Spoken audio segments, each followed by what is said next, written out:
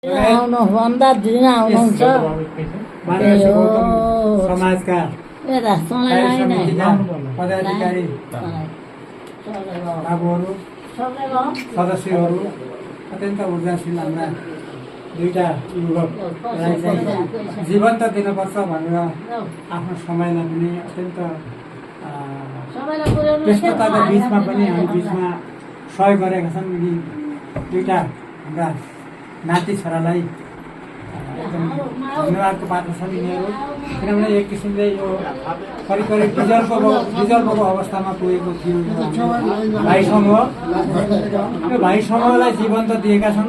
अब यसलाई जीवन्त राख्ने जिम्मा पनि यिनीहरूकै, किनभने नयाँ पिँढी हामी चाहिँ एक त के भने सुझाव सल्लाह दिनको लागि हामी चाहिँ छौँ। अब अझै पनि म 1-2 वर्ष यसमा सेवा गर्न तयार छु, 1-2 वर्ष बढीमा। त्यसपछि मैले पनि दाजुहरू जस्तै सल्लाहकारको भूमिका निर्वाह गर्नुहुन्छ।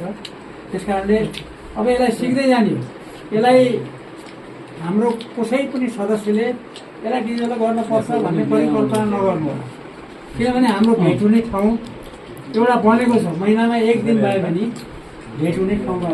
100 रुपियाँ त 100 रुपियाँ 200 रुपियाँ केही सामान अहिलेको जमानामा सामान नै हो। र हामीलाई आवश्यक परेको बेला 10-20 हजार रुपियाँ खर्च्यो भने हामीले यो समूहबाट पाएकै छौँ। हामीले छोरी बहिनीहरूलाई पनि समेटेकै छौँ। छोरी बहिनीहरूलाई पनि समेटेर अरू चाहिँ यसलाई व्यापकीकरण पर्ने अवस्था पनि आउन सक्छ, किनभने म एउटा कर्णाली प्रदेश गौतम बन्धु राष्ट्रिय समाजको कर्णाली प्रदेशको अध्यक्ष भएको नाताले हामीले अवसर पाएका छौँ। त्यो अवसरलाई हाम्रै भाइ समूहको पनि चल्न सकेन अरे भन्ने चाहिँ सन्देश नजाओस् भन्दै, र कुल पूजा सम्बन्धी दाजुहरूले जो भन्नुभएको छ त्यसलाई पनि कायम राखेर हामीले अझ केही त्यो हतारिएर एकदमै अहिले नै निर्णय गर्नुपर्छ भन्ने हामीले चाहिँ नसोचौँला। र आउने पूर्णिमामा भाइले सुरेन्द्रले चाहिँ पूजाको व्यवस्थापन गर्छ र अर्को वर्षबाट त्यसको व्यवस्थापन गर्न 1-2 पर्व म पनि सहयोग गर्नेछु भन्दै, अब एकदमै कन्सेप्ट हाम्रो अब 2-3वटा पर्व हामीले यसलाई राम्रो गर्ने भन्ने कन्सेप्टबाट साथ हामी जान्छौँ। र जुन देउरो र पातालको जुन छ त्यसलाई हामीले अब एकदमै स्वीकार गरेर पर चाहिँ हामीकै घरमा देउरो राखेर देउताले सेवा पाउँछन् भन्ने ध्येय पनि छ, र सेवा पाएका पनि छन् र सेवा गरेको पनि छ चन्द्रले। त्यसलाई अन्यथा सोच्नु हुँदैन, किनभने जसले सेवा गर्छ नि उसले त्यसको के देउताले भगवान्ले जसले सेवा गर्छ नि त्यसलाई चाहिँ हेरेकै हुन्छ। त्यस कारणले उसलाई पनि अहिले राम्रो छ। कसैलाई राम्रो हुनु भनेको त हाम्रो लागि त गौरवको कुरा। त्यस कारणले अब पर्वलाई पनि चलाउनु होला। म चाहिँ 4 महिनालाई छोरालाई भेट्न जाँदैछु। वैशाख 25 गते यहाँ जाने हो, 27 गते बोल्ने हो। म फर्केर आउँछु, त्यसपछि फेरि सल्लाह गरौँला। र समूहको परिआउने काम हाम्रो उपाध्यक्ष महेन्द्रले हेर्नेछ।